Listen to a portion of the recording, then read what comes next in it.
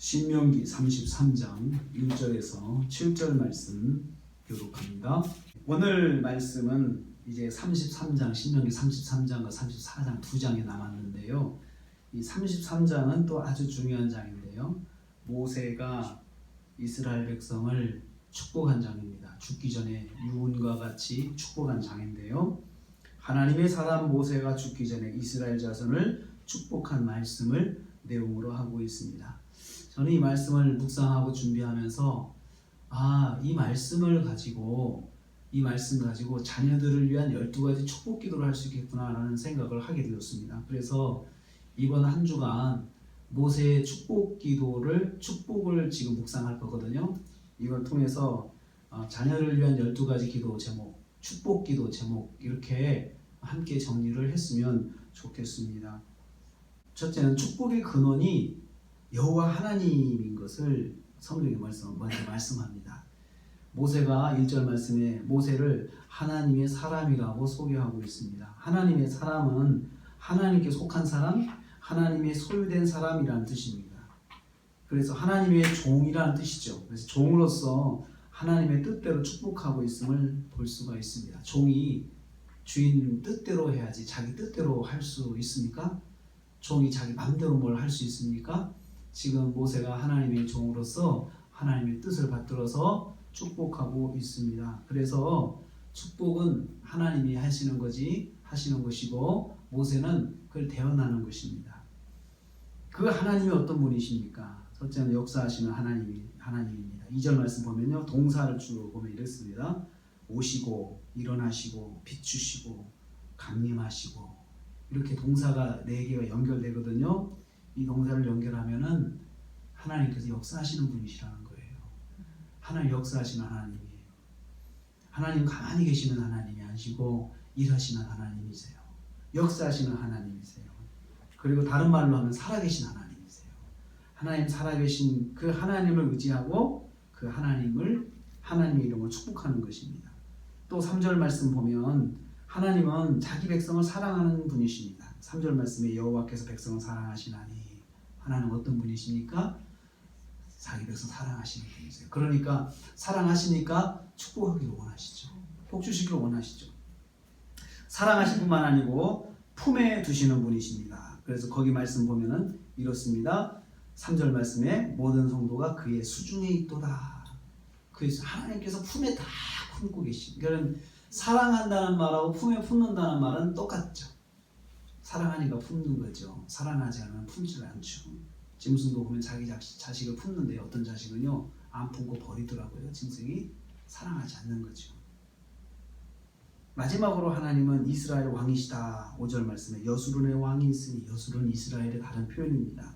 왕으로서 자기 백성을 축복하십니다. 하나님은 왕으로서 역사하시면서 자기 백성을 축복하시는 분이라는 것을 1절과 5절까지 말씀에서 선포하고 있습니다. 자, 그러면 루벤의 축복부터 보겠습니다. 하나님께서 루벤을 축복하셨습니다. 6절 말씀에 루벤은 이스라엘의 장자입니다. 장자로서 복을 받는데요. 죽지 않고 살기를 원하며 이게 무슨 말일까요? 죽는다는 말은 소멸한다는 뜻입니다. 없어지는 것을 말하죠. 그러니까 없어지지 않고 존재하기를 원한다. 살아서 생동하기를 원한다. 그 뒤에 보충 설명합니다. 그 사람의 수가 적지 아니하기를 원하나이다. 모세가 그렇게 기도를 했습니다. 루벤을 위해서. 그러니까 시간이 갈수록 세월이 갈수록 약해지거나 없어지지 아니하고 그 수가 계속해서 지속된다는 거예요. 그 수가 계속 지속되는 걸 말하죠. 그래서 시간이 지나도 세월이 지나도 약해지지 않고 지속하고 번성하기를 축복했습니다.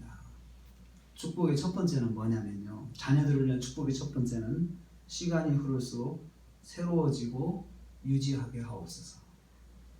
그러니까 시간이 갈수록 쇠화해지지 않고 지금보다 더 번성을 하고 또 그것을 유지하게 해달라는 것도 그것이 축복의 기도입니다. 건강을 유지하게 하시고 또 가정의 행복을 유지하게 하시고 또 재산을 유지하게 하시고 이런 거 시간이 갈수록 없어진다.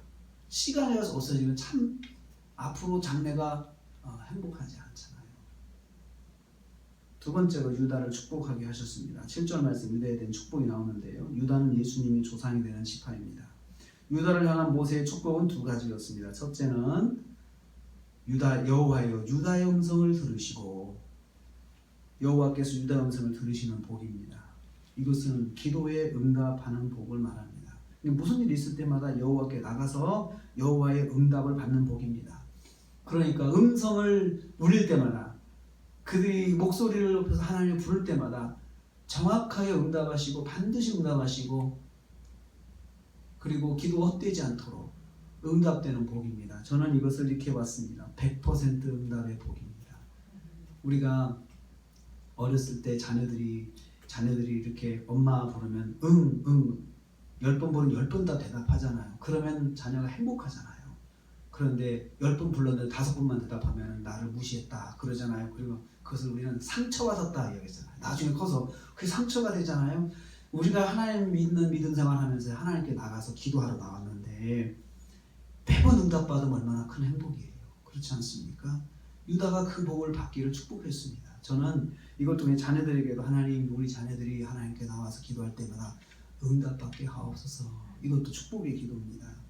그리고 두 번째 유다에게 축복한 건 이것입니다. 주께서 도우시는 복입니다. 주께서 도우사, 7절 마지막 부분, 주께서 도우사 그의 대적을 치게 하기를 원하나이다.